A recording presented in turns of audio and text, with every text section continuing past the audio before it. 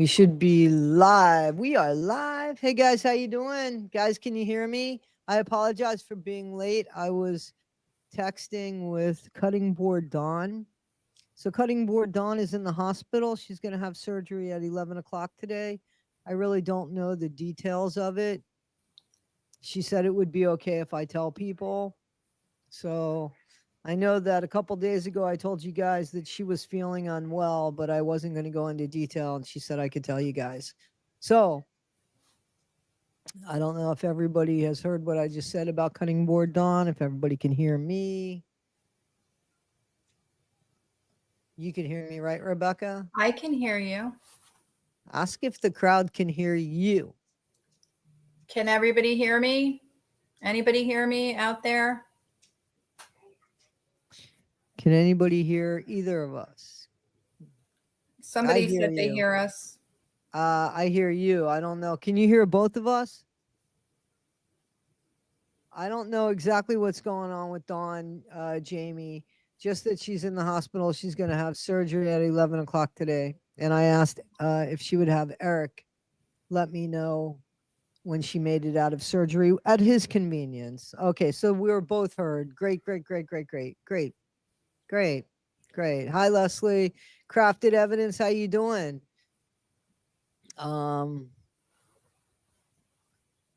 Amy, Donna, Visions of Johanna, how are you? Nope, not today. Jan, Kelly, Susan, Stacia, A. Donald, Shauna. All right, Susan, Kathleen, Kelly, Estiana, Milk, Honey, and Mayhem. That's our Jamie there. Nope, but today, Stacy. Okay, LG. If I missed anybody, my deepest apologies. Kathleen, Crazy Noops. Edie, how you doing, Edie Cook? Rebecca Michelo, how are you? I'm okay. I'm a little delayed. I'm not sleeping well. I'm really having a lot of back and hip pain this past couple of days. I have not slept. I'm miserable, but I'm here. I'm sorry to hear that. Thank you so much, Visions of Johanna. Thank you so much. I'm going to turn this down. I have the Bad News Bears back in training in the background. Oh, wow.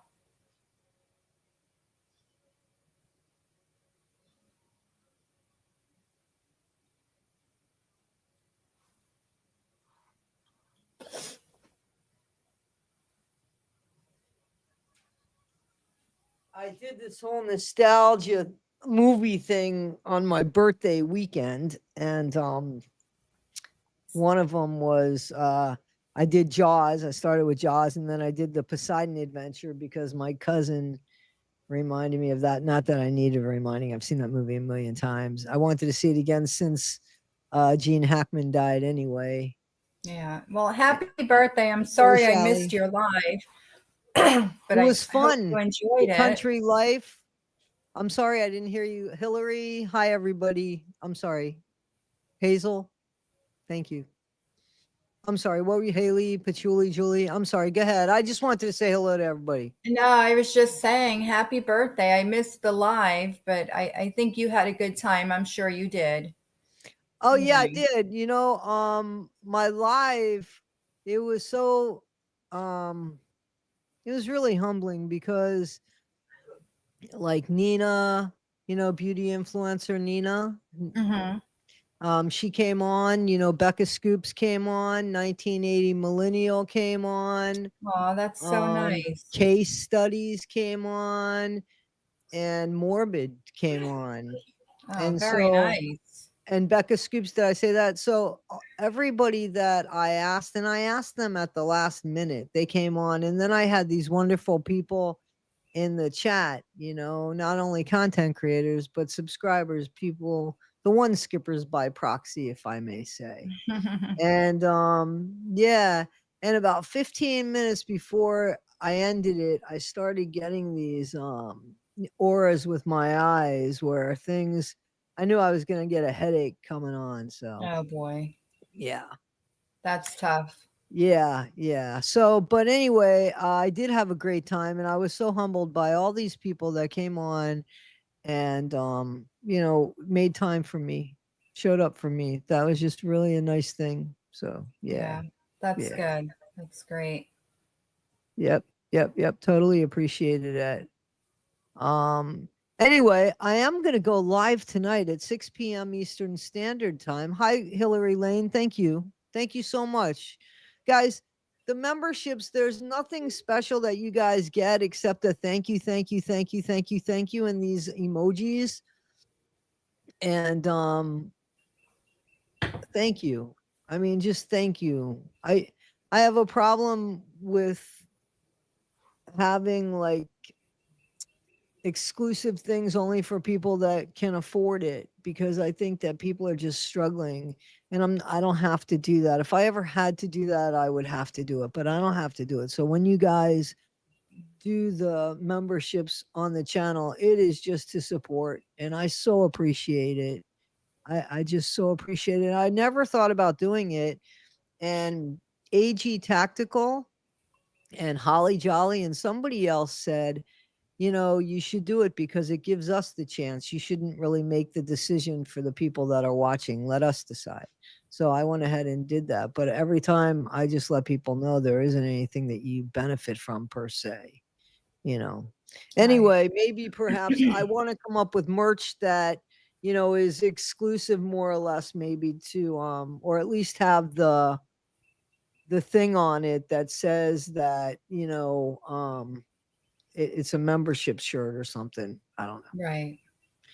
But yeah, so that's always nice. And I had a really nice time. We talked about Gypsy and, all of that. Crafted evidence you want to come up with. I don't know what you want to come up with. Anyway, this is an open panel, guys. We're here to talk about recovery and, getting through the week and how hard it is. And, you know, things that challenge us, but also the good stuff too, things to be grateful for and stuff. And this is a holiday weekend where a lot of people are out barbecuing and stuff. It's beautiful by me. What about you, Rebecca? Well, the sun is out today. We had a lot of rain, and I mean, I think if it got up to like 52, that was the high, and it was miserable. But today it seems pretty nice. So, um, I kept saying, "Gosh, I'm glad we're not down the shore. It would be miserable to pay all that money to be down there in the horrible weather." And then, so we intended to go for July 4th. Brianna and the baby and everybody, the whole family. And Bree keeps texting me, there was a shooting, there was a stabbing. I'm not going. I don't want to go there with the baby in July. I don't think we should go. And she's right. There was a lot of bad things that happened this weekend, but I think that's every weekend, everywhere where there's a crowd of people. But she doesn't want to go now. So that I don't think we're going to go in July. We usually go to Seaside, and I just think over the years it's just become a really not family friendly place to go, so we're going to cancel and not go. You know um what's incredibly sad is that it's not exclusive to these areas No, it's anymore. everywhere. It's everywhere. And I was held up at gunpoint. I don't know if you know that. I was No. held up at gunpoint. So I had a recording studio, and it was a legitimate recording studio. Remember, I had said that my dad had given us all money and stuff. So I Right. invested in this recording studio that I really didn't know anything about. All I knew was that I loved music and I knew what I felt was good. Right. And I wanted to invest. Unfortunately, and I always said I was a horrible businesswoman, and this will prove it, because I invested in the artists that came to my studio. Very few people paid. So what is that? And I mean, I spent almost $250,000 on the studio with all the gear and the Wow. soundproofing and everything. So one night I was in the stand. It had 3 rooms. It had a drum room, it had a vocal room, um, and it had the sound room. You know what I mean?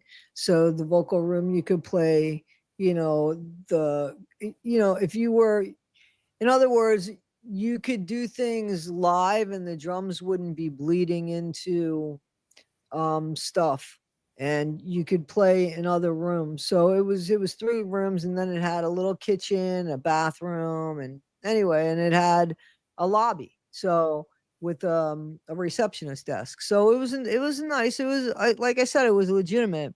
Right. And so I invested in this group, and they were going to do a concert, do like a show at a local bar in the area. And I had the capability to not only mass produce CDs, but to also put the artwork on the CD itself Oh, by wow. a thermal, the CDs were thermal and it would print on it. Well, the printer was always a friggin' problem. It was a problem all the time. But this one night, it was especially a problem. And I said, the guys couldn't wait. We were all putting the CDs together and stuff, and the guys couldn't wait. They had to go. They had to be on stage. And my engineer was the bassist in that band at the time. They didn't have a bassist, 2 guitarists. My engineer came from a band. He was in a band that used to have something to do with Menudo. Like one of the lead singers was in Oh, wow. Menudo. Yeah, so he was a bassist, and then he had a friend who was a drummer. So these 2 guitar players, and then it was 2 people. Anyway, so I told them to go ahead and go, and I was fighting with Jen, who was my wife at the time. We were Right. arguing, and I was the only one in the area, and my light was on. My car was parked right at the door of the studio. Well, and you knew when I was leaving, because I would think that you would stop hearing me outside, like, because Jen and I were just arguing on the phone. So anyway, I went to go leave, and when I went to turn around and lock the door, I heard, "Hey, looky, looky," and I turned around and I looked at a gun, Oh and my there God. were these 2 African American kids. There were 2 black kids, and but one of them had on this really white T-shirt, and I remember thinking, "Why are you wearing a white T-shirt in the dark?" When I mean, like, I don't understand that. And I remember thinking, I wonder if he uses bleach. Like, your head goes to a million places. And then I thought, boy, that looks like a cap gun, like my brother used to play with. My little brother used to play with all those years ago. And then I realized it's not, because you could tell the weight of the gun by the way he moved his hand with it, or the way that the gun moved. And I also saw like a black on the outside of the, anyway, like a gunpowder on the outside. And I thought, yeah, I'm probably not going to kick this. And Oh, he just kept asking me for money. I was like, I don't have anything. I don't have anything. I had $500 in my back pocket, and they got it. They went into my pocket, and they took my jewelry off my wrists, and then they oh took my off. Yeah. God. Yeah. So that doesn't leave you.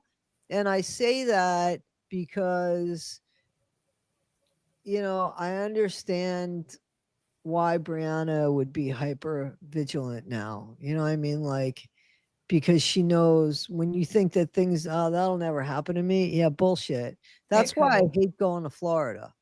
That's Yeah. why I absolutely, I don't have a panic attack, but I start getting very short with people. I don't like going. I have gone for 5 hours one time. Like, no shit. That, I mean, if I had to go one time, no lie, to check on my mom. My brother that lived closest was out of the country, and yeah, and I went for 5 hours. Like, no lie. I flew down there, I rented a car, did what I had to do for my mom, and I was back at, I was back that night. Wow. Yeah.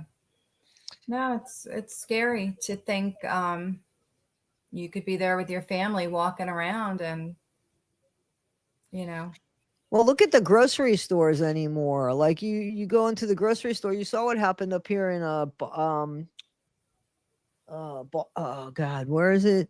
Was it Rochester here, that somebody went into, or Albany, that somebody went into one of the grocery stores and just started, over here in the mall that used to be, somebody went in there and just started shooting up the mall. I mean, like, It's You crazy. don't know. It's just it's absolutely horrible. Absolutely Yeah. horrible. Absolutely horrible. Yeah. But I mean, I don't know how else to cope that. It's so scary because you think if I had a child, like I would never sleep again. You know what I mean? Like I know that I would never sleep again. No, because you're not just worried about yourself, but you're worried about that child. You have to protect them, and Yeah. Yeah, it's, that's it. I just couldn't. I really couldn't. So it's crazy. It's crazy. yeah, Um definitely. Thanks guys. I appreciate that. Yeah, that's not a good story. I don't like it, but it is a story. It's part of who I am, you know. And what's really weird is, I don't let my guard down much. Like I really don't. And it was because Jen and I were arguing on the phone, and I had just had enough, and I was like I got to, you know what I mean? And so when I walked away, it was just like I was still like catching my breath from that. Wow, But that's scary. And they just took the money and they left. They didn't like. yep, they walked across the railroad tracks. Yes, they did. Wow, wow. Now, some of you are saying, Toddie, you just said recording studio. And the railroad tracks were there, and the big ass dumpster was there too. And that's why I had to pay a lot of money for soundproofing. Yep, Wow. yep. You could feel the vibrations, but you couldn't hear inside there. And I got news for you. I mean, like, think of how bad it could have been. Yeah. You know what I mean? Like when they took the money and I'm like, oh fuck. That's when it kind of really was like, what's next? Like after they took the money. And it wasn't until well after that when they were gone and such, and I was actually driving home that I was like, or the next day maybe even that I was like, God, what if they would have brought me in my studio? Like nobody Yeah. would have fucking heard me. Right. It was soundproof. So I was very blessed. I was very blessed. And when it really hit me was when my grandmother, who was alive at the time, said, I'm so glad that you're okay. Because as easy as that phone call came through, there could have been, she's not here anymore. You know what I mean? So yeah, it was scary. And, anyway, yeah. We all Oh, have trauma, right? I mean, like, I'm yeah. grateful. Like, mine could have been a hell of a lot worse, obviously. It was bad enough. I don't ask for anything more, but yeah, it could have been a lot worse. And Yeah, definitely. yeah, Did you stay there after for a while? You kept the I did studio not. open? I will tell you, this is what I did. So, I had a Mini Cooper at the time, and at that time, the Mini Coopers were just, they weren't a common car. They had just come out. And, I felt like my car was a target and I just got it, you know what I mean? And I never liked Florida anyway. But um so I hired security to come into my studio, and you can't do that because, like, you know, people used to roll joints in my bathroom. You know what I mean? It was a place where people created. It Right. wasn't, I was I gonna don't, as far as say, I know, there was no more drugs, and I didn't want alcohol. You know what I mean? I didn't want people rolling in my control booth because you don't want that shit going into the consoles and stuff, into the console. But like, yeah, I mean, so now all of a sudden my recording studio had like a security guard, a armed security guard just sitting. yeah, And I was like, this is not the answer. And I was on the fence. The studio wasn't making money, I told you. So I just said, I think I was going to close up the studio. And yeah, so I ended up closing up the studio. But before that happened, right before I had just definitely decided to do that, a couple weeks later I was driving home, and I pulled into where you would go, and I lived in a nice area. And I pulled in. The biggest thing I feared, seriously, in the area that I lived, so help me God, was palmetto bugs, which are everywhere in Florida. oh yeah, I The hate those. flying fuckers, right? So But that was the biggest thing that I feared. And so I'm driving into the area in which I live, and there's cops. And I'm just like, what the? And so I said I get stopped, and he said, yeah, you can't come this way. And I said, this is the only way I can come. I said, because I live, and I gave him the address. And he said, all right. He said, then go. He said, and as soon as you get out the car, he said, run into your house. I said, well, what's going on? So we're looking for somebody. I said, fuck that, man. I turned around. I called Yeah. my mom and said, Mom, can I just come and spend the night at your house? Because like, I'm afraid, it was like 2 weeks after. And I thought, this fucker's waiting for me. I had a carport. I had really nice shrubbery. People could have hid that guy. Whomever was missing, as far as I know, could have hid in the laundry room that was in my carport. You know what Yeah. I'm saying? Yeah. Because we didn't lock that. There was no reason to lock that. So yeah, that wasn't going to be the case. So, yeah, it stayed with me. And then I moved. I always kept an apartment in Woodstock, New York. I was very grateful that I was able to do that. So it was easy peasy. Yeah, yeah. I moved Yeah. back I to don't blame upstate New you. York, and I walked my dog at night and felt completely safe. And I've been up here basically ever since. I did go back when my mom's husband died to help her for a couple years, but I didn't live in South Florida. I lived in like Central Florida, and I would meet my mom and maybe halfway sometimes. And sometimes I would go and spend the weekend with my mom, but I didn't go out at night. I didn't like to go out at night. Yeah. Yeah. So, yep. Yeah. That's pretty shitty, isn't it? Wow. It is. Excuse me. Wait a minute. Let's get to this misbehaving. You better look them up again, because that's not the case. Just so you know, cockroaches, they don't fly. These things could go up to 6 inches. And to kill them, you got to actually put them on their back and literally put all your weight on their belly. I had a 2-car garage door go on these palmetto bugs, and it squashed them but didn't kill them. I have stories about palmetto bugs. They're Like, disgusting. they are, and they're scary because they can fly. Yes. That's the thing. Cockroaches you can kind of run away from. But palmetto bugs are just looking to get you. Yeah. If a palmetto bug hits you in the head, it can knock you off your feet. They're huge, huge. man. They are huge. You could fly them. They are flying skateboards. Okay, absolutely, absolutely. Guys, I want y'all to know that 1980 millennial is okay. They had storms last night, but the girl is good. Good. So yeah. So anyway, that's the stuff. Oh, wait, Babs K, I'm in the Hudson Valley. I know those stink bugs. Those stink bugs don't bother me. They don't scare me because they look prehistorical, but they're not really flying at you. You know what I mean? They could fly like the palmetto bugs. Like the stink bugs, they want to stay away from you. The palmetto bugs, nope, they'll take a ride on you. I remember I had one land on me, and it stayed with me while I slid 3 houses on my stomach. My step-aunt could prove that. Oh my God, we were playing ball.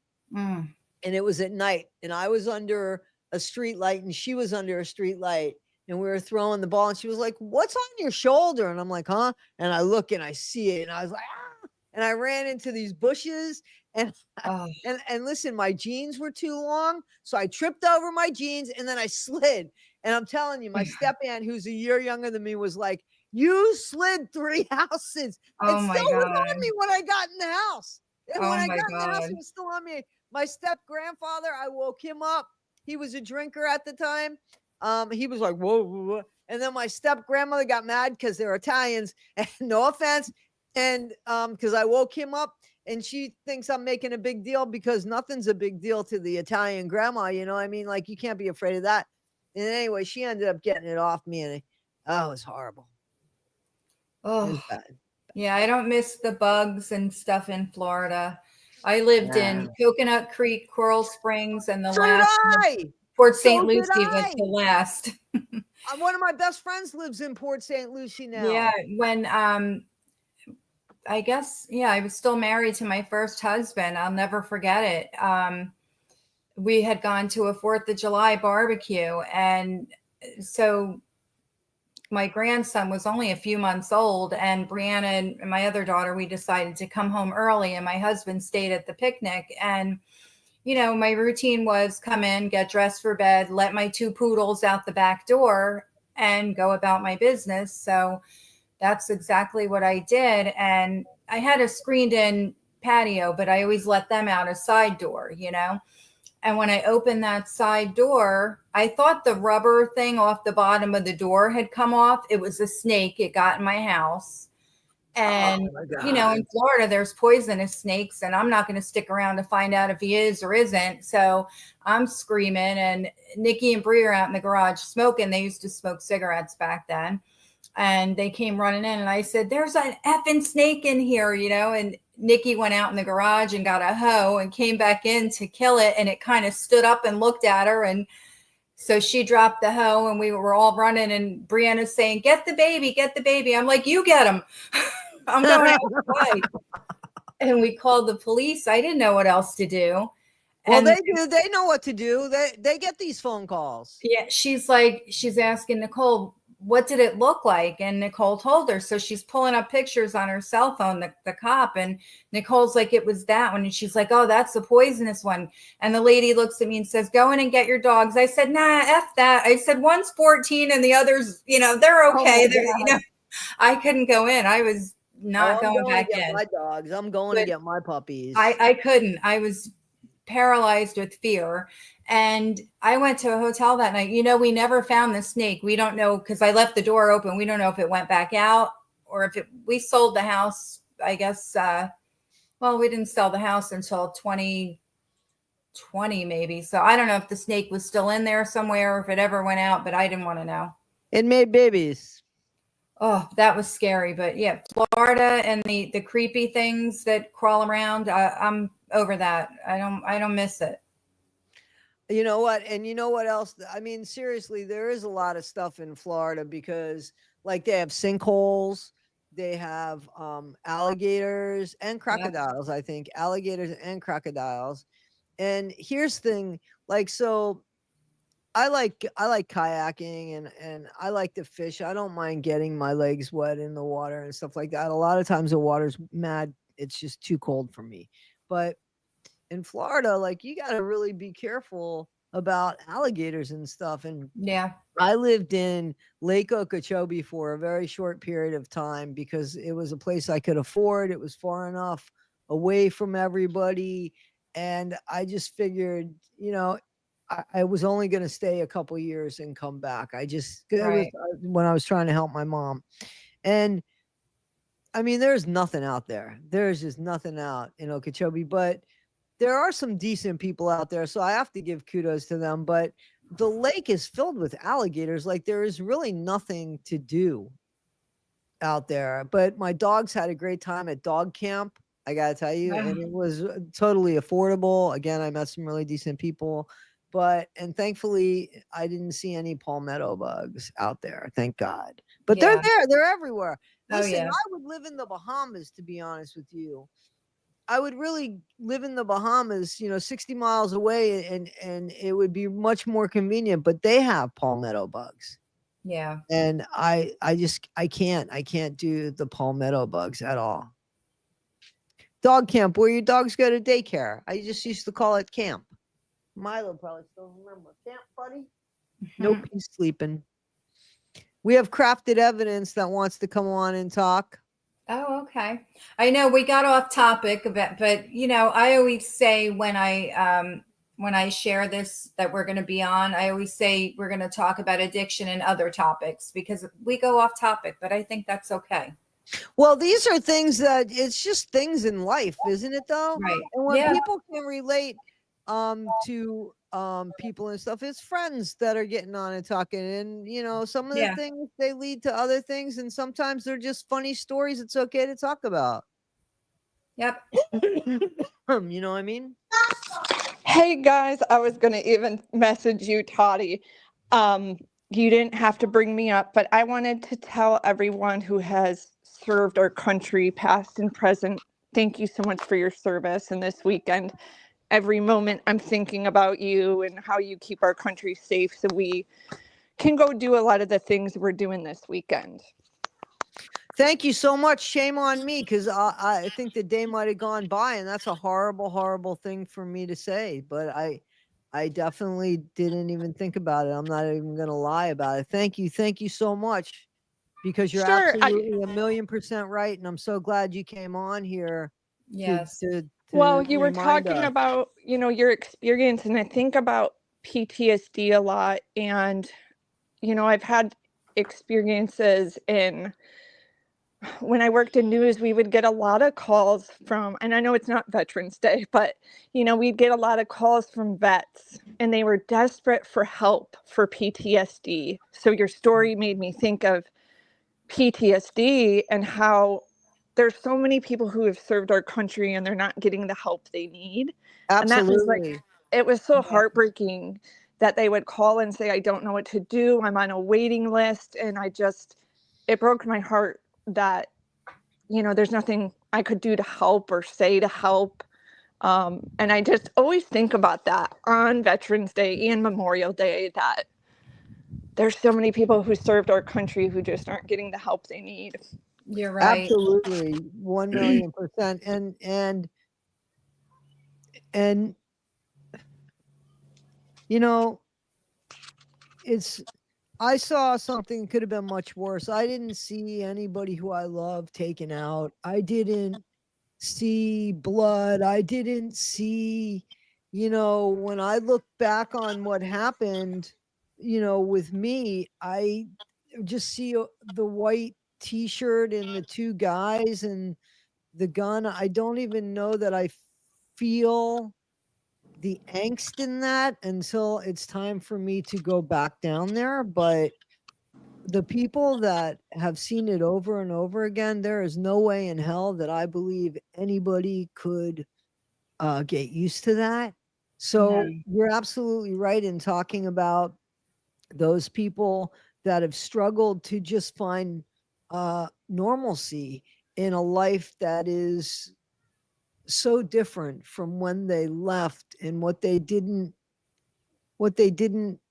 really sign up to see per se. Because sometimes when people go to war, it's their only resort. It's not even a matter of choice and stuff. So absolutely. Oh, you're so right. Like, some of these high school graduates, they don't have the money to go to college, so they're like forced to sign up, because this is the only means for them to make some money. And to have some sort of help with college and Right. have room and board. They might be leaving a situation that is 1,000 times worse, like an abusive situation at home, and this is where they want to go, but they're not ready to see the horrors per se, and it is, and that goes into, unfortunately, it goes into how a lot of the former military end up addicted, that they find themselves For sure. addicted to drugs, Or you like know not getting the treatment for their PTSD. And then we see a lot of these soldiers who, like, I hate to say it, but go off the rails. And when Yeah. we're talking about these, like, I'm about to go to a parade with the kids, and I hate that I'm nervous to go. You know what I mean? Like you guys were saying, if you had kids, you wouldn't sleep that night. It's like, right. I, of course, in my head, I'm like, is it safe? Is there going to be some like crazy person who drives a car into the parade? Like all those things that happen in our society now. Yeah. Yeah, like, this isn't the way. The worst bit, and I don't want to turn it into anything political, and I don't mean for it to be anything political, but the truth of the matter is, we used to watch this stuff on the news, if I remember, on the floor, with our hands under our chin, a few inches away from the console television set that was way too big and made that weird noise, right? And we used to watch these third world countries live as we're living today. Is that not true? Absolutely. Yeah, it's like we're living in an alternate universe, I feel like now. It's just unbelievable. What do you think about that, Rebecca? I just think, not, we should have mentioned that it was Memorial Day weekend, but a lot of us are guilty of it being the start of summer. We forget what the real meaning is, and shame on us for doing that. I'm guilty of it. You think, oh, Memorial Day weekend, the start of summer, we travel, we go to the shore, we do whatever. And have a barbecue. Right. We Well, forget. we're doing it now. So we're still, we're still talking about them and thanking them. So don't feel guilty. I mean, I just feel like anyone who served our country, they shouldn't be homeless. They shouldn't be suffering. We should take care of them before anybody else, Gosh, I know. I feel like their health care should be absolutely free. Like that should just be. And it should be top notch. Yeah. It should be top notch. There should be no question, but unfortunately that's just not how it is. And I don't know how we change that. I don't know that we can. It's been like this for how long, it's just. I agree. I'm going to drop off, ladies, but thank you for having me up. I just wanted to, shout out to those people who. Well, I thank you. Yeah. And I hope you had an awesome birthday. I had fun in your chat. So thank you so much. Yeah. I hope you had fun too. I definitely did. Thank you so much. I appreciate that. Okay. I'll talk to you ladies soon. Have a good one. Okay. Bye. Bye. Bye. Yeah, that was nice. That was nice too. Yeah. Because I would have missed that. I'll be honest with you. It might have hit me later, but I probably. I'm guilty of not. I know what it's all about, but I'm one of the first people that think, oh, Memorial Day weekend, you don't forget, but it's just, it's, unfortunate. Shame on me, for not, I think we're all guilty of that though. Memorial Day weekend, that's the start of summer for most. And we tend to forget what it's really about. So I agree, but I don't think it's just you, obviously. I think it's, a lot of people. That's the way. Hey, listen, they're trying to sell it. They're not trying to market it that way. Yeah, they ain't trying to sell dead soldiers. Right. So, but, speaking about, soldiers and PTSD, I mean, so many, when they don't get the help they need, they tend to self-medicate, as you know, and that's our topic here, addiction. That brings us to that, because they're not getting. And that not just soldiers, but I think anybody who's not getting the proper mental health, help that they need, they tend to self-medicate to get through the day. And then we know how that ends for most. So it's unfortunate. Yeah, I agree. I totally agree. And there is, well, not only is the healthcare in the system so bad, as we know, and it is, but I think you're absolutely right. The priorities that used to be, listen, it's tough. And we're of big age on this channel. And what I didn't know, and I mean, some of you will be like, you're an idiot, Toddie. But seriously, what I didn't know was I was talking to my brother, one of my brothers, and he had just turned 65. So, he was telling me, so I was like, oh, buddy, you going to retire? I can never afford to retire. He said to me, he can never afford to retire. And I understand he can't. So, and he's worked all of his life, but he's going to be capped at Social Security at, I think, 1,700. How do you live off of 1,700? And he was telling me, I said, well, are you going to, because he still works. So I said, well, are you going to stop, with the benefits at your job? And now are you going to get Social Security? And he was like, you still got to pay for Social Security. I said, huh? What? Like, when did that? Am I ignorant? Was I wrong? Was it ever free? Well, I know with Medicare, you pay for that, the health insurance. That's not free. But was it ever free? Why did I think that you got it? I don't know if it ever was. And the only reason I know this is because when I became disabled from all that happened to me, I didn't know that I was going to get Medicare. That's my health insurance now. And I thought, oh, this is going to be great. But I pay $190 $90 or something a month for it. It's not free. So, I mean, I'm grateful to have insurance, don't get me wrong, but it's not free. And Right. for some people, so that 190 whatever dollars comes out of whatever check they're getting. And some people, their, Social Security disability checks could be $1,200. So to take that almost $200 from something that isn't that much to begin with, I don't know how people do it. I have no idea. What is the great benefit of living in America? I guess it's worse in other places, maybe. I don't know. You tell me. I can't afford to be here, but I'm here. Yeah, I can't. Yeah, I don't know. I definitely am not. I don't plan on dying in this country. Yeah. I just. Yeah, and that's, one of the reasons why I bought an RV. I mean, I don't know that my goal was to buy an RV, except that I have to say that I always thought, I want to travel. I never saw Right. me having anything permanent per se. I just wasn't brought up in Right. Did having you get any. the RV last week? You Yeah, got it? so yeah, it Yeah. was delivered right on time. Oh, wow. And it's there. My friend's supposed to be putting the electric. I mean, it has it had enough for me to open up the slide out, but yeah, I want to get electric. I want to start taking the dogs into it. I want to actually start bringing over things, and I think that I want to move like I want to take over the smaller bedroom and make the office into the other room, but I do want to just start bringing the dogs over there and stuff. I'm waiting for my friend who worked a lot last night to see if he's going to go over there today and stuff. So, but yeah, everything's there. And here's the thing. The thing is that, I'm able to, be able to save up some money and have some sort of something for the next few years because, Right. after the next few years, I'm not gonna stay in New York when I retire. I mean, I don't want to own anything here because the taxes are incredibly high.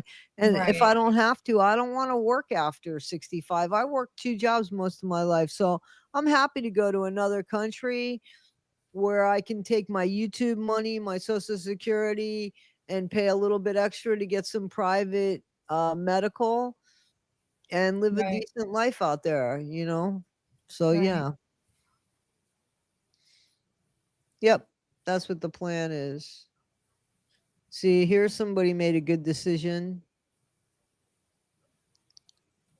Wow. And there's people that say that they have great health care.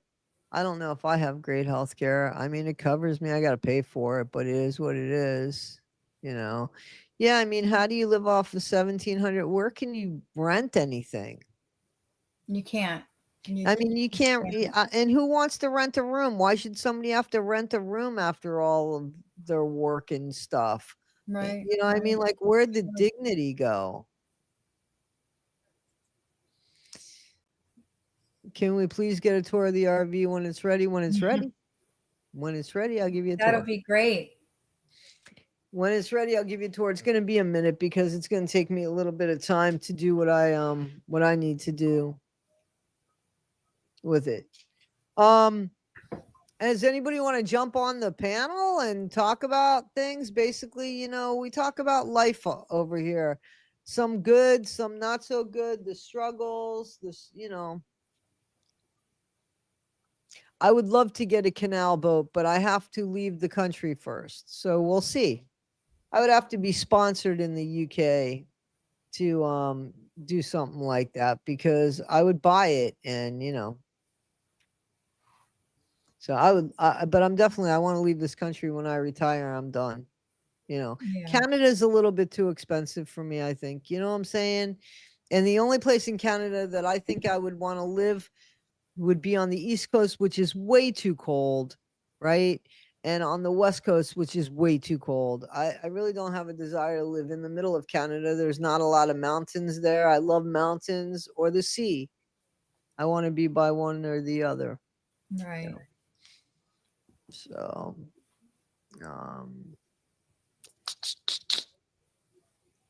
Anybody got stuff that they're struggling with today? Anybody got stuff that they want to talk about? Vietnam and Thailand are very cheap. Yeah, I think I'm going to Portugal. Wow. Yeah, see, this is tough. You work your whole life and this is tough. This is it right here. Like Ketchikan, Alaska. I've been there. I love Scotland. My favorite country in the world. I've traveled extensively and I would never want to live anywhere else. Yeah. I'm glad that you feel that way. I don't share in that, but I'm glad that you feel that way. Mountains or the sea? Mountains or the sea? I like the mountains because the mountains you could see from a distance. The sea, you have to basically be on top of the sea to see the sea. You know what I mean? True. What are you thinking? Me personally, I don't have a preference. I just want to be somewhere peaceful and affordable, but I don't know that affordable is happening, and I don't seem to get much peace either. So I think I'm just happy to be somewhere and get through each day. That's all. I don't really have a preference right now. I can't think that far ahead, like what I want to do, where I want to be. You know, Right. I don't know. People are worried that their health care will be taken away from them. Yeah, I mean, who knows? We don't know. You never know. It could be. Yeah. It's anything can happen. Yeah, you got to live for the day, to be honest, and just prepare for tomorrow, but live for the day. Right. So, Ruth Carroll, if you like that, there's a place called Brighton Beach in the UK that has a pebble beach. Pebbles. I'm sure that there's other, besides, isn't there a famous Pebble Beach? But there's other places in this country. So, Yep. Guys, anybody got anything to say? Because I'd rather say something than just have dead air. Dead air. Anybody struggling over the past couple days? Long weekend, birthdays, people not being here, Mom's Day passed, Father's Day's coming along, Dad's Day's tough for me. This whole next few months is tough for me because it would have been Jen's birthday next month and my dad died 3 days before then, and Father's Day, and Yeah, it's tough. Holidays and birthdays are tough. And my mom's birthday would have been yesterday. She would have been 88. And, you think about, gosh, what would she be like? She passed away when she was 62. So, that's tough to sit and think about things like that. But I think it's tougher for those that are struggling, because I feel like people struggling, they're just trying to get through a day each day, and then with something else laying heavy on the mind, unlike people who aren't struggling, I guess have different coping skills. right. So I can imagine what we feel is a bad day. Someone who's struggling with addiction of whatever type, it's probably 10 times worse than it is for someone who's not, I guess, struggling. I don't know how to explain myself. I'm not good at this talk. I just know how I deal with things, and Right. Well, I mean,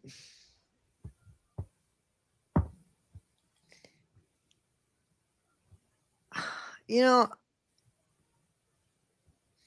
always struggling somehow, some way in life, whether it's in school trying to get better grades, whether it's trying to be accepted, and we think that this stuff is like so important. And at that time when it's going on with us, it's very important. And then as we get older, the struggles become relationships and right. how we get along. And then somewhere, if we grow up, I think the way we should grow up and evolve. And you know, somewhere in there is also how we show up for society and what we look like to others and how safe we are for others to be around us, you know, and how careful we are and making sure that they matter, you know what I'm saying? And then, you know, you get even older than that, and it's like, you know, you expect people to have been brought up like this, but to be honest with you, that's not happening. You know, the way that I was brought up is totally different than the way that the people today are being brought up, and you can see it, you know what I mean? Like I could have never have like sent my dad a text message, you know, I'm here. You know what I'm saying? Like, no, he wanted to see my face, he wanted to hear my voice, you know what I'm saying? Like, Yeah. I mean, here and now it's like I and the fact that the infrastructure in this country has deteriorated so much, as well as the family structure, I think, you know, like Right. Right. what kind of hope do we have? And we wonder why kids are going around unaliving people and why people are being mean. And, Yeah. you know, it's Whole sad. It's different just really world. sad. It's It really is. It it is a is. totally different world than what we grew up in. But this is really friggin' depressing. So I don't mean for that to be. Anybody want to come in and spice it up a little bit? You have anything to look forward to? How's your move going? Mine was delayed. We were supposed to close last Thursday. It's delayed. It's probably not going to be this week, maybe next Monday, Tuesday. Why do Um, you say why? Can I ask why or no? well, the owner of the house, the seller, had to put a new septic system in the house because it doesn't have sewer, it's septic, which I was totally against, but I fell in love with the house, so here we are. But so it needed a new septic system, and it got delayed because we had a lot of rain last week, so they didn't get to finish it. I was over there on Thursday, and the company that's doing the system told me they would probably finish this Thursday or Friday. Then it has to be inspected by the county, and then Right. we can close. So I'm thinking not this week, probably Monday, Tuesday next week. Yeah, you're probably right. But let me tell you something. Let them do what they had to do, because with the codes changing and everything, as an ex realtor, and I actually have a pin, I can prove it. Hang on, don't go anywhere. What it is I was packing up my stuff. I found this as I was packing up my stuff. And this is something that not everybody gets, believe it or not. But I actually got it because not every real estate agent is a realtor. I don't know if people know that. I did not know that. Good morning. Oh, hi. Yeah, no, not Hello. everyone is. So hang on. So this is my little Oh, look Yeah. at you. realtor pin. Toddie, is So- What's the there anything you haven't done? My I've goodness. done just- a lot of stuff. I- I'm grateful for that. I'm really grateful. This was the most challenging, I think so. I was Yeah. seriously just about to ask the same question. What have you not done, Toddie? Yeah. That was the most ever- difficult, to be honest with you. Have you Real ever- estate. Have you ever danced on a pole or No. No. Not even privately. Not even privately. So no. Oh, you I should have try not. it. Put a pole in your new home. No, thanks. There's no room and I don't have it in me anymore. I'm thinking about doing like climbing. Like seriously, I want to do like rock climbing Oh, because wow. I figure that's a good workout, and I figured I might take some karate or jiu-jitsu or something. I have not danced on a bar. Guys, you look at what you started misbehaving. Ha ha. Well, I Oh, gotta goodness. misbehave. It's all in the name. Come on now. I might have to get a pole if I can't afford this mortgage on this new house. I'm up for anything if I have to.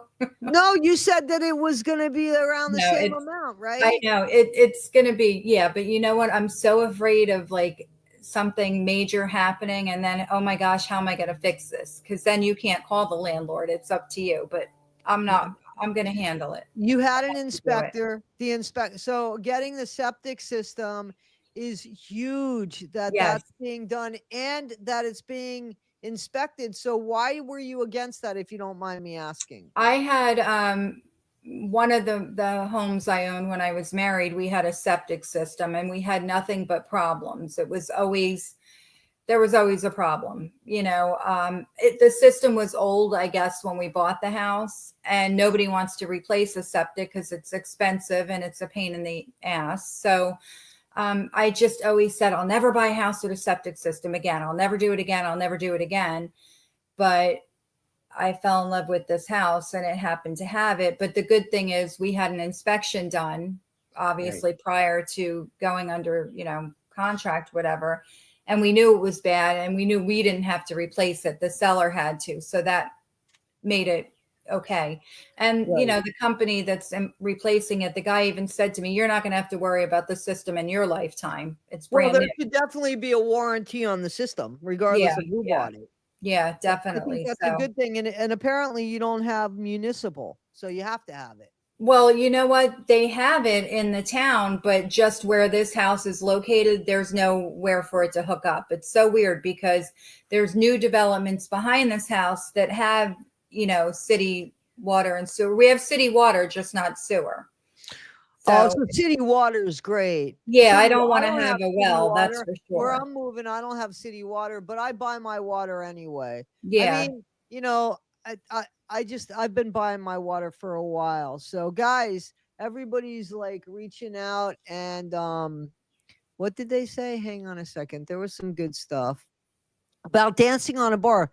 Misbehaving. Look at the shit you started. Go ahead. So you came on to the panel. What would you like to share with us besides asking me if I danced on a bar? Or maybe ask Rebecca. Rebecca, you ever danced on a bar? No, I always wanted to. I just didn't have the nerve to do it. If you did it, I would go out with you and do it. A few margaritas, you'll be up there, no problem. I'd smoke a big fatty and go up there and do it with a friend, but that's about it. I love it. Actually, happy belated birthday. Oh, thank you. Yes, I was having the shittiest day, like literal shit day. My job, I drive around the valley and I go to different facilities and do ultrasound exams. And literally my first exam that day, I ended up walking out covered in shits. It's kind of how I started my day. Well, wait a minute. I have a question. Did you take pictures of it and compare it to Gypsy's arm full of shit? Well, Gypsy took a butter knife and smeared it on her arm, obviously. And I'm freaky, but not that freaky. I'd rather dance on a bar. Okay. I'd rather dance on a bar too, to be honest with you, than do that. Rebecca, do you know what we're talking about? I did see that. Okay. Yep. Okay, good. That Go ahead, crazy. misbehaving. Oh, no, I was just having a really, stressful day. And then driving around, I was listening to your birthday podcast and it put me in a good mood. But I didn't have a chance to come up and say happy birthday. Well, thank you so much. It was, I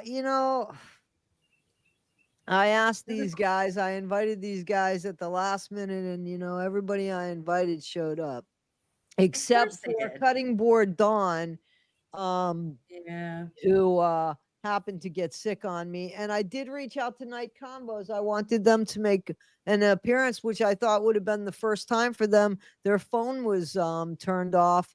And she got back to me and said, Toddie, we never turn our phone off, and it was turned off. We would have loved to.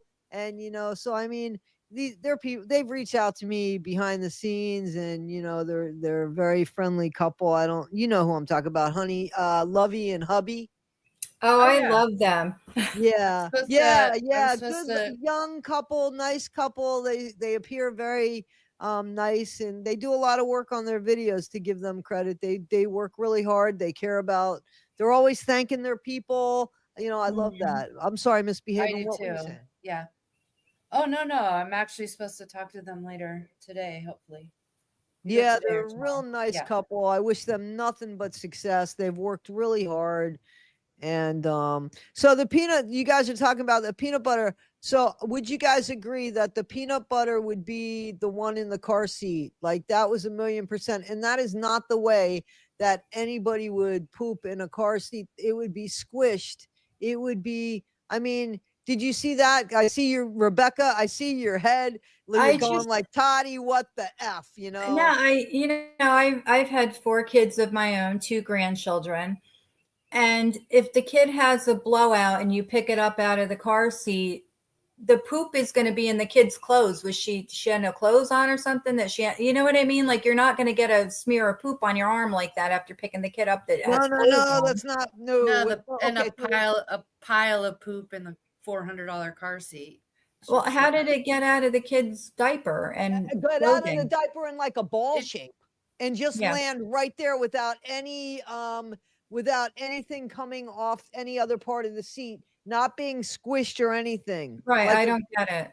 yeah, like I'm telling you, Gypsy thinks we're morons. I'm so like that's my thing with her now is that I am just incredibly insulted of the ignorance that she makes us like that she has for us. She thinks that we are morons.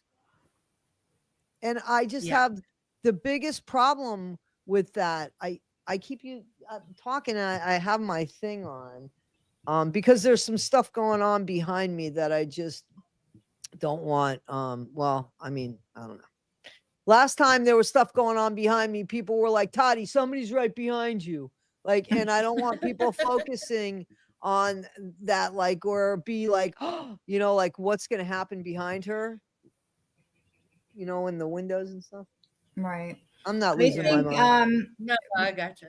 with Gypsy though, somebody who was it misbehaving about dancing on the bar, she should get Gypsy and teach her how to dance. She needs some new moves. That dancing that girl does in her videos, I'm embarrassed for her. What are you talking about? It's so sexy. Oh God. Especially the tongue thrusting. Yeah, I don't get her. She Go ahead, really Toddie. does think Toddie, she Oh, thinks she really she's the does. shit though. You could tell she's really feeling herself in those videos. And I just want to tell her, like, please, you look stupid. You know, you're embarrassing yourself.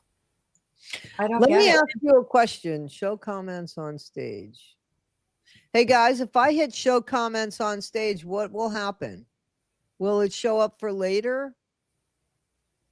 I have no idea.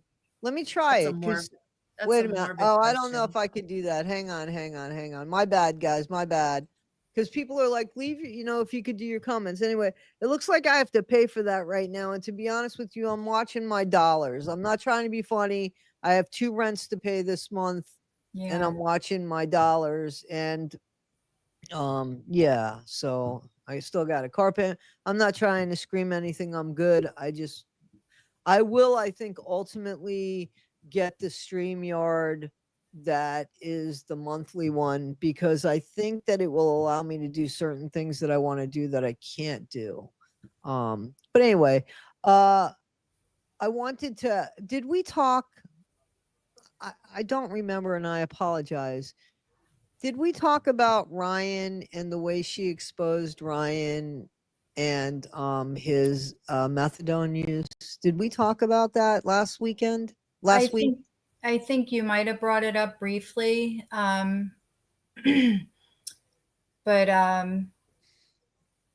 do you believe it? Yeah, so I do think that he had an addiction problem and I believe it was to pain medicine. I think that that's what I heard and I think he's been on methadone for quite some time and you know there's no shame in that obviously because that's Right. somebody who's on he's in recovery but Gypsy, like, what kind of respect or regard do you have for somebody who you know has an Achilles heel who did nothing but it doesn't even have to matter that it's Gypsy. It's Gypsy because we know about it. You know, we know about it Right. because it's Gypsy. To she could have really messed with his sobriety. I think she messed with his job. Probably. I would Well, think the so. only issue I have with that, Toddie, is that methadone can also be used for pain management in patients where opioids aren't effective. I Right. So agree. it could be like a very simple explanation that he uses it for pain, but she's trying to turn it into something that it's not. So I did hear from, I think it's a reliable source. I could be wrong. I could be wrong. This person could be wrong. But I'll tell you, I did hear from what I think is a reliable source that he did have a dependency on pain medicine. And maybe they just said, hey, listen, let's kill two birds with one stone and take care of the pain medicine as well as the addiction problem.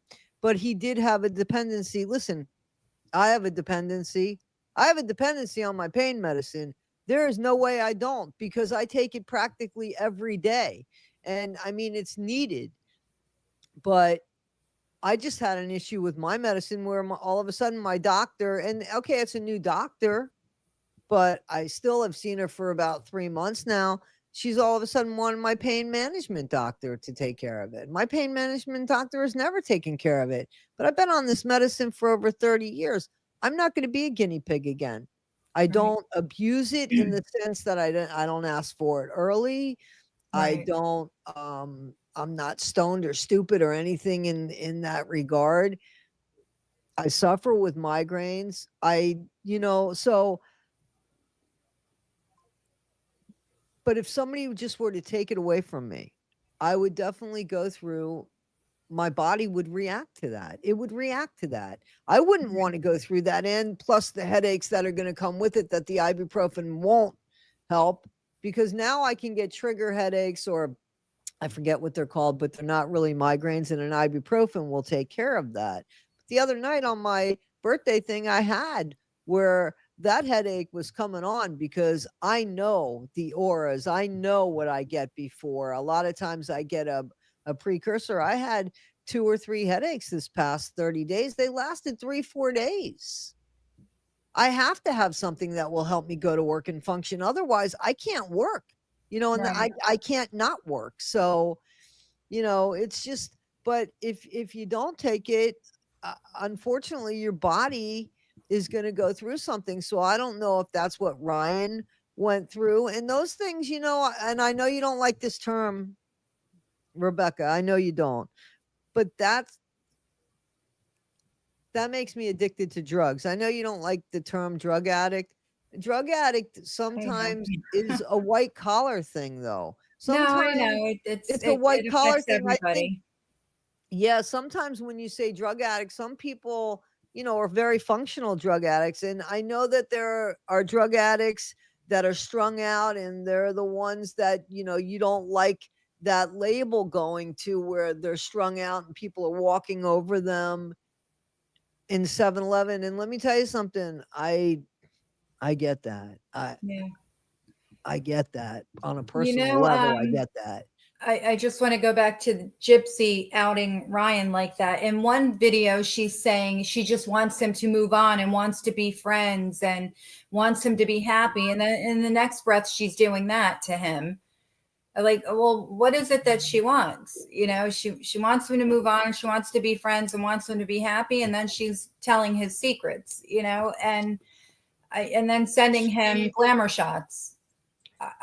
She wants to hold him under her thumb. She wants the world to hate him and love her. And you know what the sad thing is? He would go back with her in a heartbeat. If she knocked on his door, he would take her back. And that's sad. I feel for him. It's sad. Well,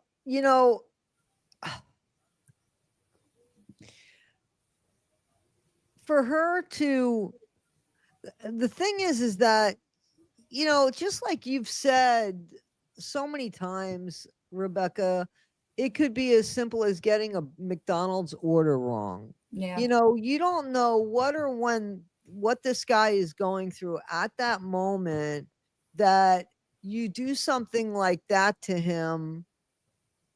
And not only have you broken his heart again, because now the trust, now you've hit you've hit where he thought he was safe with her. You know what I mean? So not only has that happened, and now he's got to find a new safe or a new net per se, because he wants it with her. He's not ready to let go of her, and that's a sickness as well. You know, that's a problem as well.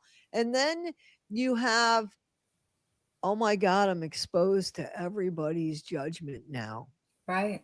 Oh my God, what if, who knows? I'm sure his mom probably did know, but maybe not everybody knew. And um, what if the school didn't know? What if parents didn't?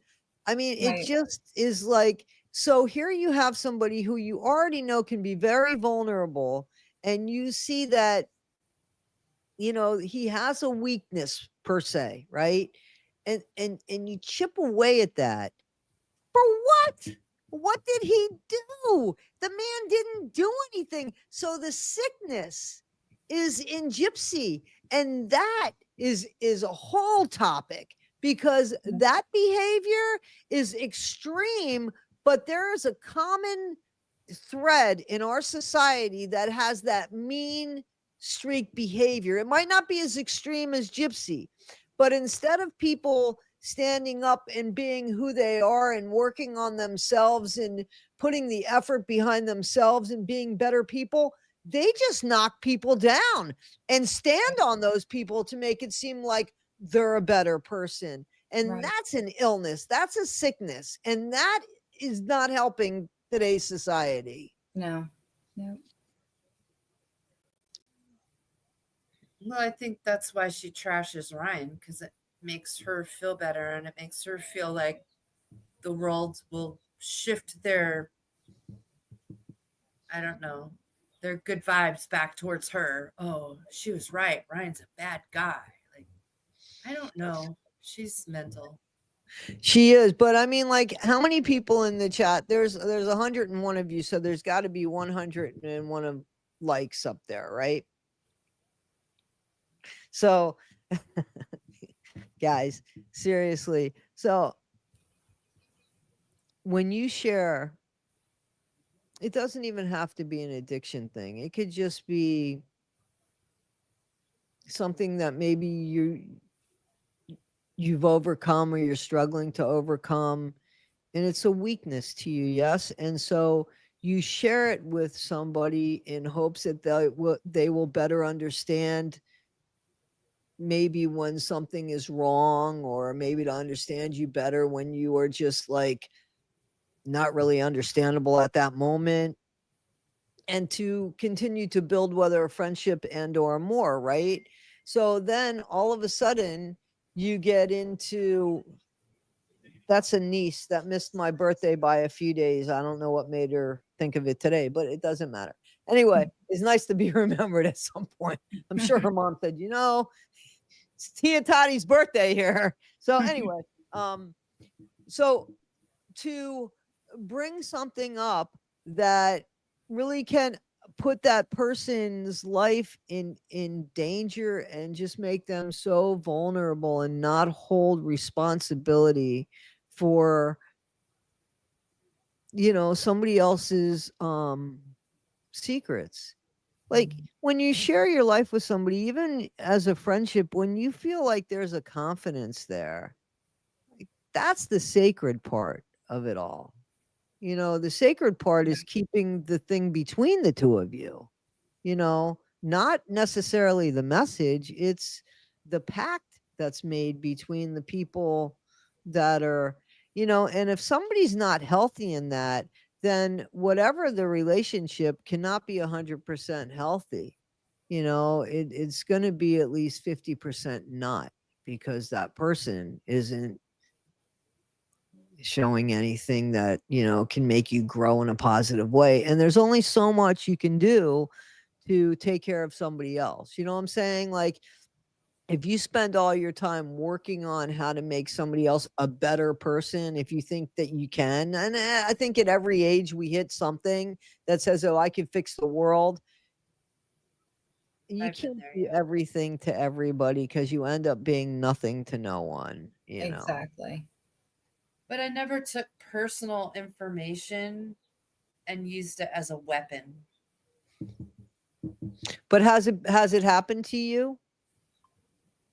Which part? Personal information as a weapon? Has anybody taken personal information that you've given them, something you've shared with them, and turned around and used it as a weapon against you?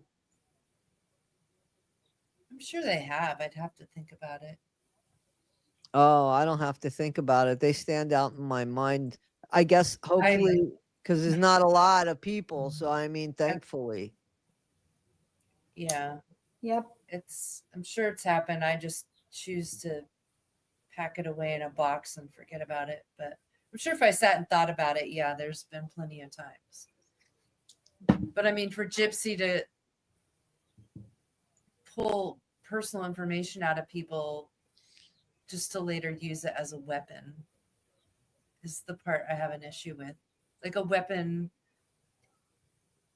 to the world. Like she calling news stations and I don't know, People Magazine, and it's like, come on.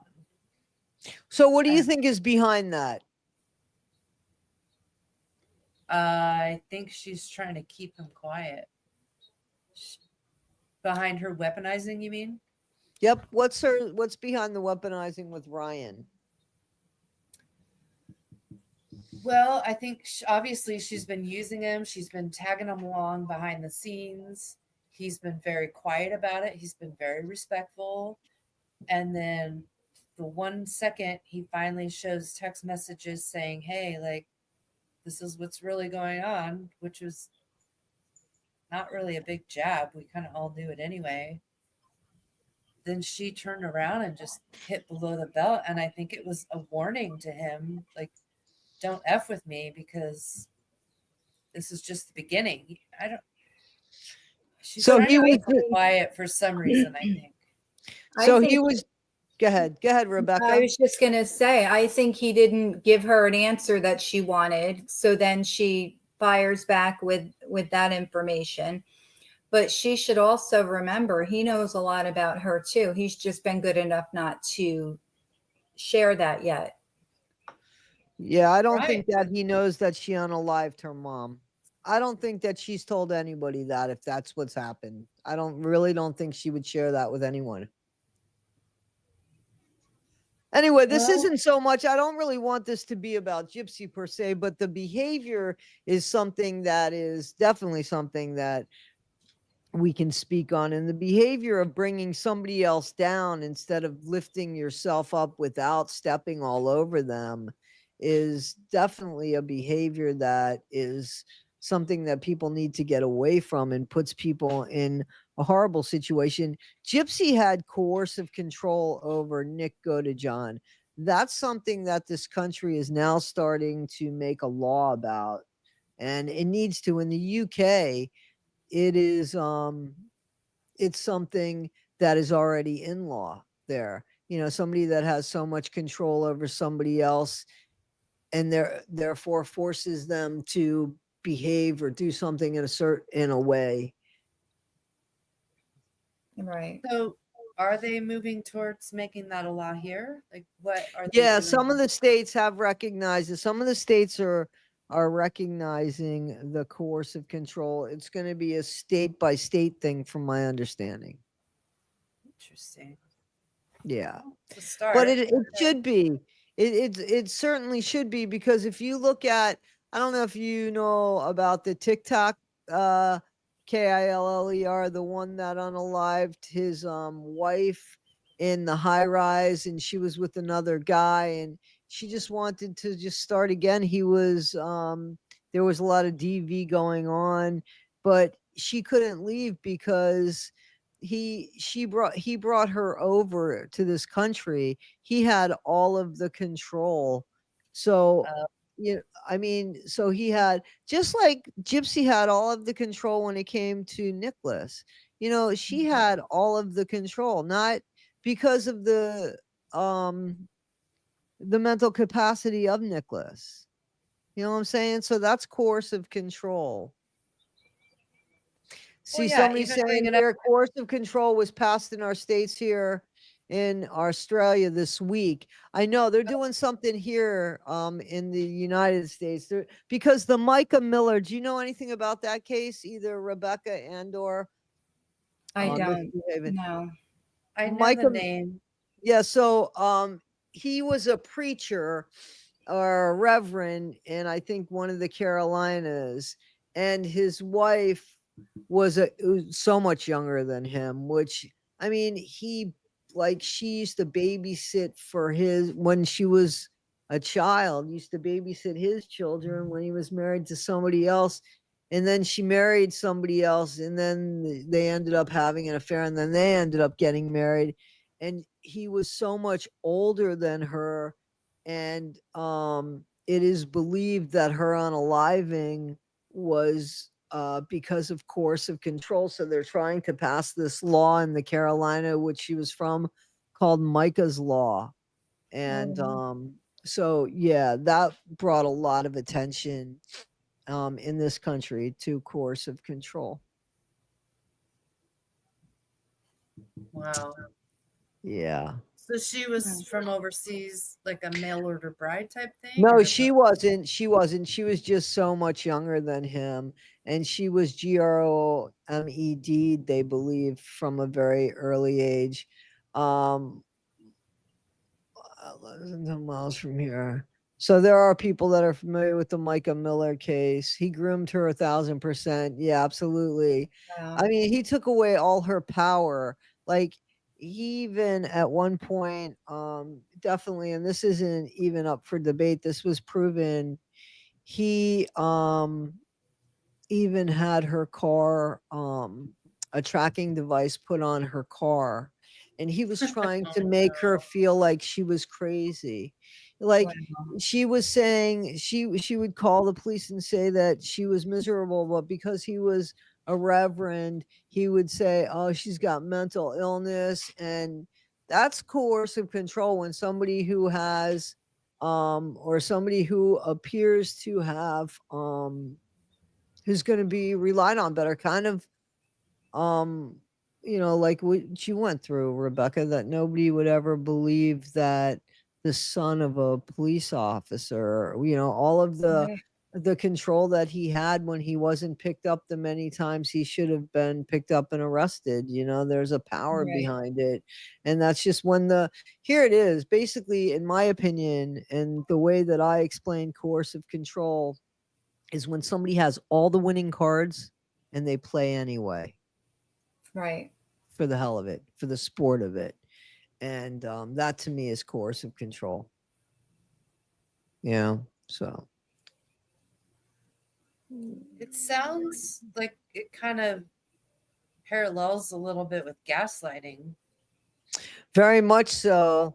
But I mean, it's much more dangerous because what's being threatened when people aren't being believed by their partner, when let's say that their partner says, no, I feel like you're gaslighting me. Somebody might say, well, about that K1 visa, how's that as a gaslight? Or somebody says, well, how you want because they have all the money, or they have all the power, or they have all the beliefs, like, who's going to believe you? If Right. it's somebody who just has more control and more power and plays that card, Right. so yeah. How long ago was the Micah Miller case? The Micah Miller case wasn't really that long ago. Let me Oh, look it up. 24? Yeah, I'm looking right now. Yeah, 24. yeah, you should really check it out because it is That was last year. Yeah, I will. yeah, it's really an interesting case. And there's some video on him. He's a funny guy. Check out his video on the yard, on the lawn. Please check out his video on the lawn. Where he's on the lawn and he sounds like a seal. Like, no lie. Like, no Okay. lie. No lie. Does anybody have anything about addiction or anything that they're struggling with, or anything anything that Anybody want to talk about? I'm addicted to getting Gypsy Rose lies out. I can't lie. That is my addiction right now. Yeah, well, I get that. Yeah, I Yeah. get that. I get that. Does anybody But- have any kind of like dependency or anything that might have nothing to do with Gypsy Gypsy? Rebecca, you got anything you gonna add to anything? Nope, not for this show anyway. I do need to reach out to you about our monthly letters Letter? to Gregor. I want to talk about the Corey's Law. Bree and I met with the senator last week, and it That's went very exciting. well. But that's not for this show, obviously. Well, that's exciting though. Yeah, it's I think it's going to happen, so that's a good thing. That's awesome. Well, I've watched a few of your shows, and it seems like you've really been working for that for a long time. And some of the things you mentioned that were in that law, I can't believe aren't already. Well, A law. listen to this. Not that I want to make this show about that, but since you mentioned that, some of the things we mentioned are already supposed to be protocol in the state of New Jersey. So the senator's chief of staff said, "What do you mean they didn't do this? Or what? That's already, they're supposed to." I said, "Well, I'm here to tell you that they didn't do it. It's not, nobody's following their own protocols." So that was interesting. They didn't realize that, things that should have happened didn't.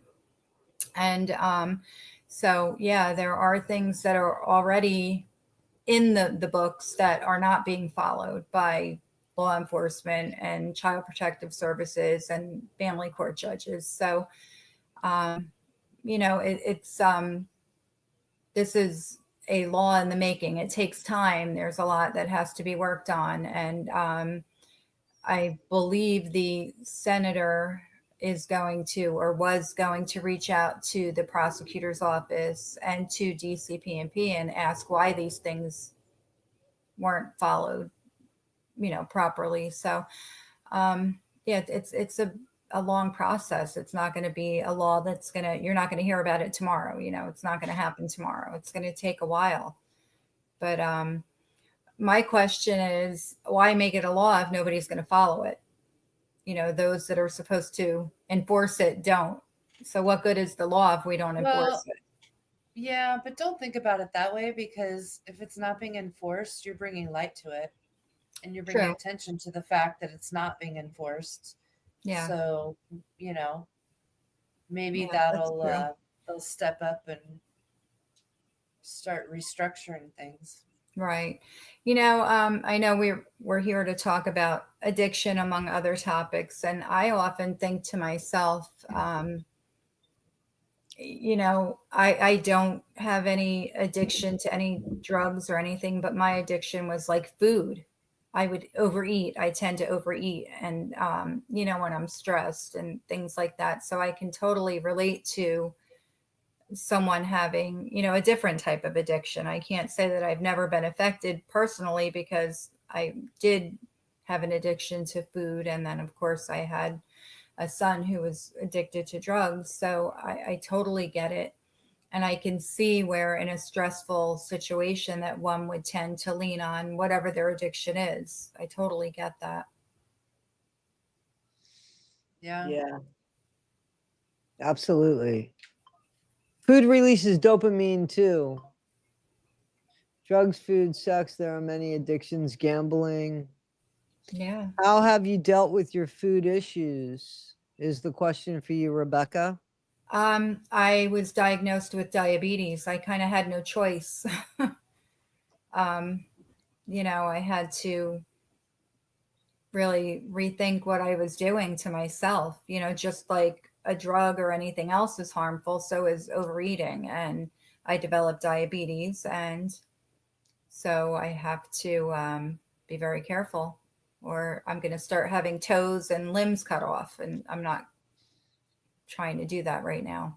Yeah, I had a friend that happened to at a younger age than you. Yeah, his it's like scary. 30s or 40s. Yep. Yeah, I see that a Yep, lot yep. in what I do. Yeah, I see it a lot. But I mean, I still like to eat. Don't get me wrong. It's still, I do still have, if I want something, I have it. It's just not as often and a lot less. Right, right. But, I understand, with a drug addiction, maybe you can't choose to have less or not do it as often because how do I explain what I'm trying to say? And I could be totally wrong. I think with drugs, it's not like you want to do it. You don't have a choice. You're going to be physically ill in most cases. With food, I guess I could say, well, I'm not going to eat that. It's not going to make me physically ill not to eat it. I'm going to want to eat it and I'm going to crave it and I'm going to think about it. But I think with drugs, it's a lot more intense than a food addiction, I guess. Or maybe in my case, the food addiction wasn't as intense as a drug addiction. Hmm. I think I don't know because remember I was talking to you about the person that had that eating disorder and that they literally got like high from it when they Yeah, didn't eat and stuff like that. And I mean that person, there's people that lose their lives. Karen Carpenter, if right, you have an eating disorder, it can be very dangerous, and you do get some sort of high from it. You know what right. I'm saying? Yeah, So no, it's a different high, I guess, obviously, than, getting high on like a substance like drugs or something. A food high is different, I guess. But, like I said, I had no choice but to stop. I could have continued, but I might, be without limbs or something. So it was my choice to do the right thing and try to get better. But I get some people can't, or, they don't yeah, I want hear to. what you're saying. I understand what you're saying now in that regard, that if you chose not to, it's not like you would go into any kind of withdrawals or anything from it. I hear what you're Right. saying. Yeah. Yeah. It's Any a kind of different, physical withdrawals, yeah. right. More of a mental than a physical. Yeah. Yeah. Well, I don't know. Physical definitely when it comes to like a drug dependency, you Well, know. that's what I'm saying. Where Yeah. food, it's more of a mental. Mental. Yep. Yep. Yep. Yep. Yep. Yeah. Yep. Yep. So definitely, definitely. So yeah, I Yeah. was thinking of something, but I lost my I had an eating disorder in my there's something. I was just gonna say, so like we had talked before about people that have gained their sobriety and then starts talking about um like addiction and stuff. So unfortunately there are people that, even when they break their sobriety and ruin their sobriety, they'll still try to pass it off that they're sober when they're clearly not sober. And when you bring it to their attention, they become very hostile and such. Right.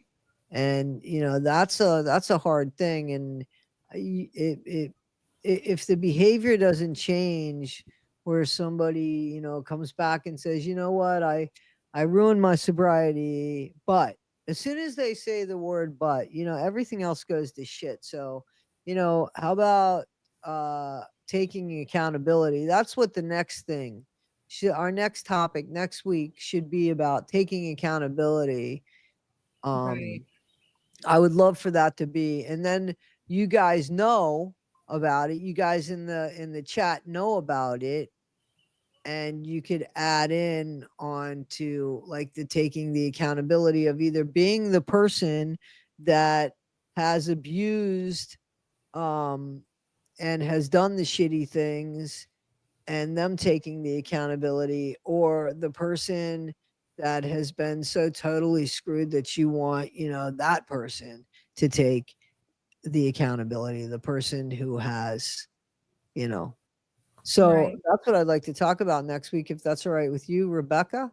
Sure. I have a quick question for maybe you have the answer, Toddie, or anybody watching.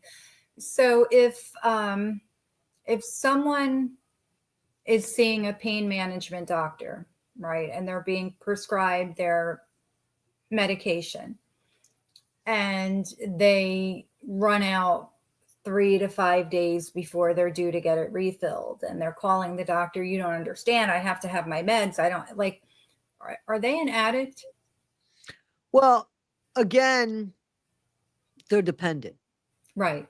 Is there a Okay. difference? Yeah, there's total difference, because like if your body could be addicted, like my body is addicted to the pain medicine that I take, or the medicine that I take. It's not because it's pain medicine, it's because your body becomes addicted to it. But are you somebody that's abusing it is the question here. Here's the Right. thing. Like, I don't ask for my medication early. I don't need my medication early because I take it as prescribed. As And prescribed. there are days that I don't need to take the amount that they're telling me I could take. You know what I mean? Because there are Right. days when I'm just it's great. Everything is wonderful and fantastic. And I feel like, wow, how'd I wake up in this body? You know what I mean? So, and then I don't take the medication, but at some part during that day, I'm going to start feeling something, and I will have to take a pill just so I could feel normal. But Right. then I'm good. I'm good. So there might be days that I just take one in maybe 36 hours. You know what I'm saying? So, Right. but if somebody's consistently running out, like, you know, I would say that that's a red flag. Right. They're taking more than they were Have prescribed been prescribed, because, exactly. If right. they have Yeah. to pick it up early, they're taking more than Right. prescribed, you And, know? my thought is working in the medical field. I mean, I thought that, eventually whatever you're taking, you have to, be taken off of that and put on something else, because don't you become immune to it? I mean, doesn't your body like work up this tolerance or immunity? Like, I mean, you get so used to it. So how does it continue to help? You know what? Well, so I'm on something for my headaches, right? And unfortunately, there's an opioid in it, or, fortunately, there's an opioid in it. I don't know. But that in saying that I it still works. And Right. I've been on it for 30 years, but it Yeah. still works, because that night when I was getting my migraine and I saw the auras and stuff like that, as soon as I ended the live stream, I went and I took one of those pills and I laid down and I went to sleep, and I woke up and I was, it was gone. And Right. if I wouldn't have had that medication, I wouldn't have gone to sleep like that. And I wouldn't have, like, inside of the medication I take, what it does is it also talks to the receptors, Right. which can cause the headache. So it does, excuse me, it does, a couple things. But the main ingredient in my pain medicine is caffeine. Right. Yeah. Yeah. Yeah. Yeah, So I no, it was just always a thought, like with pain management. I mean, I went to pain management and I was never offered any pills. It was surgery, injections, physical therapy. It seems like they have, kind of steered away from prescribing, if at all possible. But I do know a lot of people who go to pain management and have been for many years, and I guess because they've already been taking these medications, they don't, all of a sudden say, well, we're going to do surgery on, whatever's ailing you or whatever. So I think now it's a little different when you start pain management now, as opposed to somebody who's been going to pain management for 10 years. I think they try to treat it a little differently now, because trust me, with my back pain and hip pain, sometimes I think, well, I would like to take a pill to make that go away. Right. But Right. the only thing I was ever given was gabapentin. I was never offered any, anything else for pain. So Right. I'm okay with Right. that. I deal with it. I suffer, but I try to deal with it. Have you taken like ibuprofen? Did we talk about this? I feel I like do. we talked Yeah, about I this. take probably every day, several times a day. I take ibuprofen.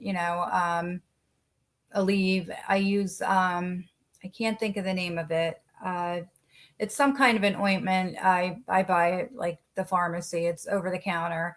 I try everything. I think nothing ever takes, even the gabapentin. It doesn't make the nerve pain, whatever you want to call it, go away. But I guess sometimes it takes the edge off enough Yeah.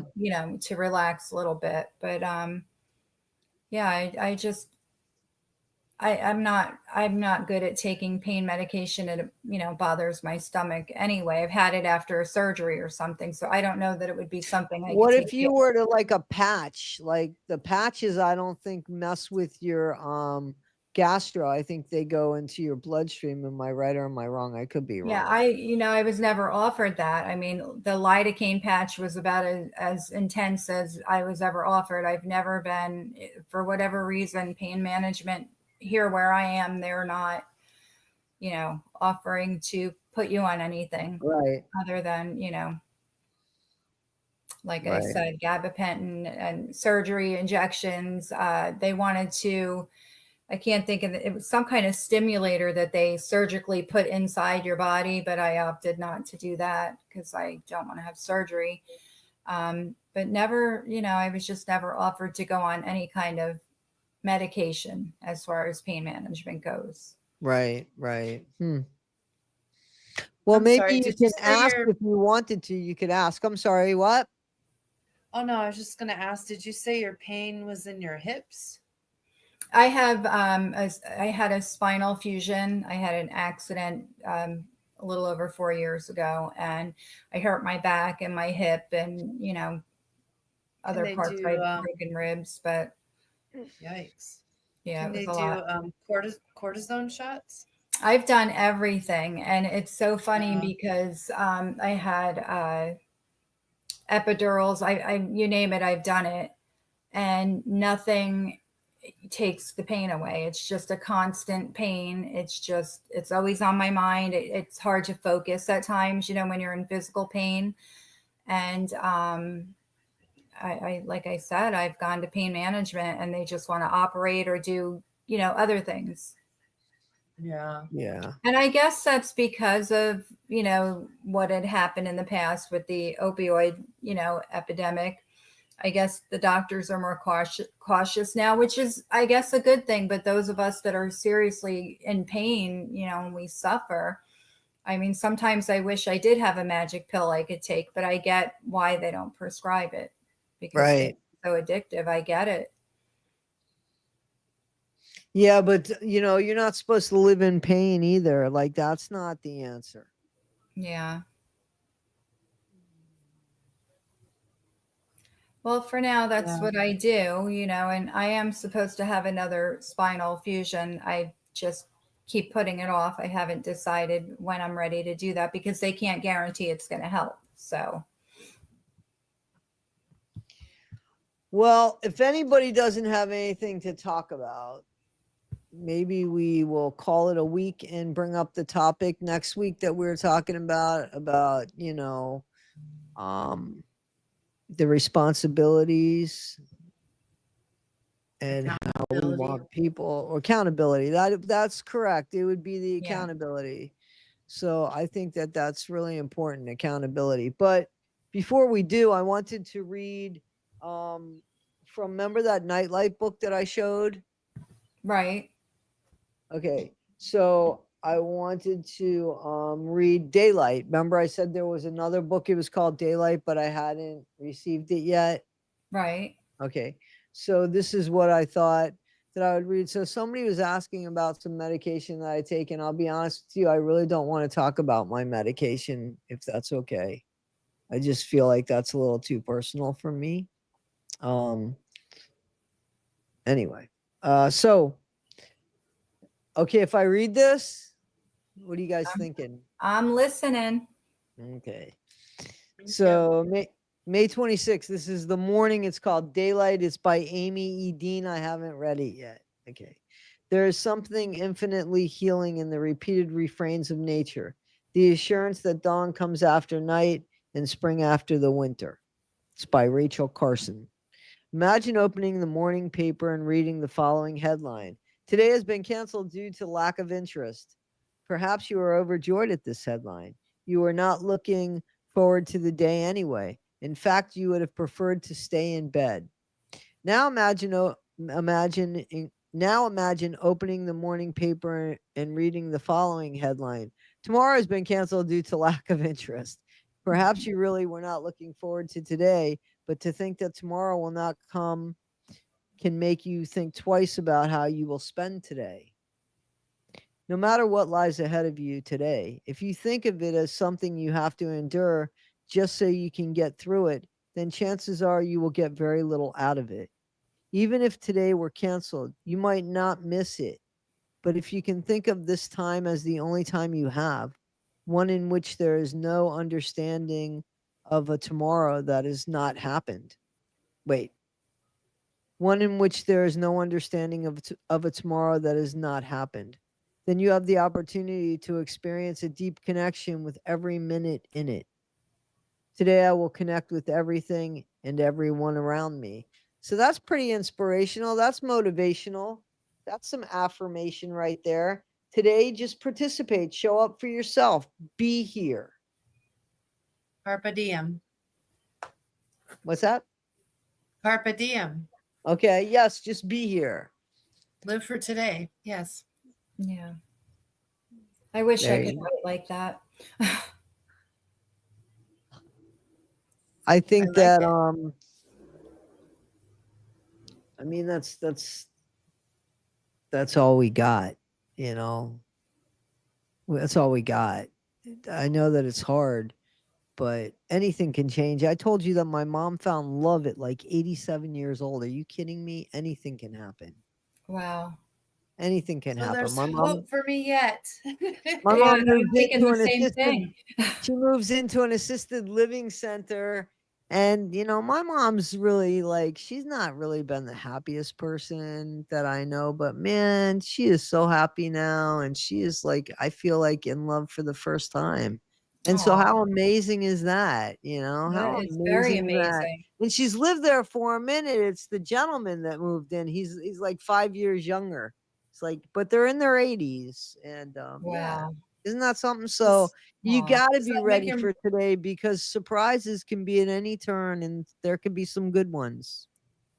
does that make your mom a cougar? She is a cougar. I've told her that. I love it. I love it. I've told Wow. her that. And she's proud. She's proud of that shit. Good. Yes, she should be. That's Yeah. got to give you Yeah. a little bit of peace though too, I'm knowing that. really happy for her. I'm thrilled for Yeah, her. Yeah, I'm awesome. thrilled for her. You know, absolutely. Absolutely so.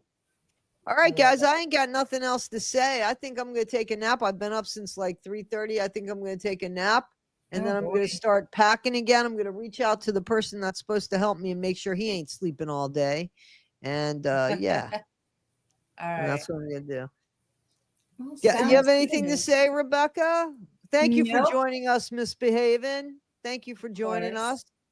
Thanks for I'm having gonna. me. You're very welcome. I'm gonna remove you now, and hopefully we'll Okay. see you next week. And Yes. hopefully I'll Well, see I'll you be in my working, chats and so stuff. you won't. Yeah, I'll be listening Okay. though. Okay, Okay. very good. Well, you're always welcome in my chats and everything, and you've been a big supporter of this channel, and I thank you. I thank you for that. Love your Personally, I channel. thank No, I you. appreciate. I appreciate Thank you you. so much. Thank you. right. And Rebecca Michelo, always a pleasure. Yeah, I enjoy it. I think it was another good show. I think this is a good thing. I think so too. I definitely think so too. Has anybody reached out to you, if you don't mind me asking?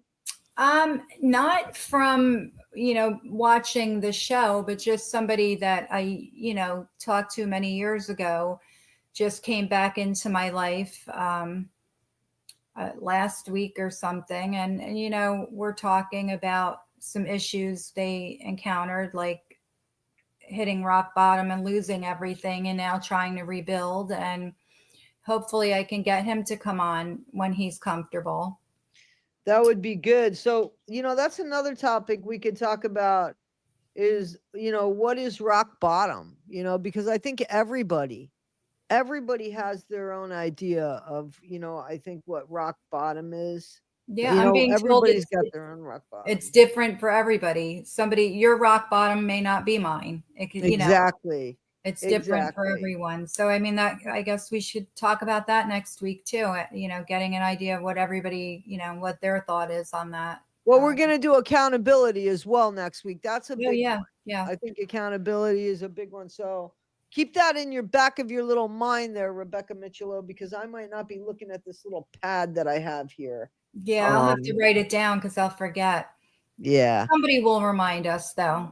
I'm sure. Accountability and rock bottom. And if you guys come up with other topics, please, and this is an open panel, as long as we kind of stay on topic. I know we went on to Gypsy Rose. That's Rebecca's favorite topic. I can't help it. I can't. We have a lot to study from Gypsy. Yeah, I still wish somebody could get me in touch with her. I'd love to have a talk with her, but I don't know if that's going to happen. Well, Gyps ahoy! If you ever want to reach out to Rebecca Michelot, RebeccaMichelot3@gmail.com. And if you guys need to speak to somebody, Rebecca says she's always here. RebeccaMichelot3@gmail.com, guys. I'm here, not going anywhere. Yeah, you are not alone. It's nice to see you. We have somebody, that's their name. Anyway, I'm going to go lay down for a little bit, and then I'm going to, see if I can't help somebody, hopefully. All right. Well, you have a good week, and I will see you next week. I'll be in touch through email about our other thing that we do with Absolutely, Jay. Absolutely. And Yep. All right. It was good seeing you, Toddie, and I hope you enjoyed your birthday. Thank you so much, and I hope that you have a good day today. Thank you. You too. Okay. Bye-bye. Bye-bye. Bye-bye, guys. Bye-bye, guys. It's always nice, and I appreciate you. Rebecca appreciates you. Into the Weeds, I hope all is well. Into the Weeds, reach out to me. Let me know how you're doing. I want to tell you something about Dawn from Cutting Board Dawn. Guys, take care of yourselves all the time and be better today than you were yesterday, not half as good as you'll be tomorrow. All right, Rebecca, thank you. We'll see you on the next one, and we'll see you guys on the next one. All right. Have a good day, everyone. Bye. Bye-bye.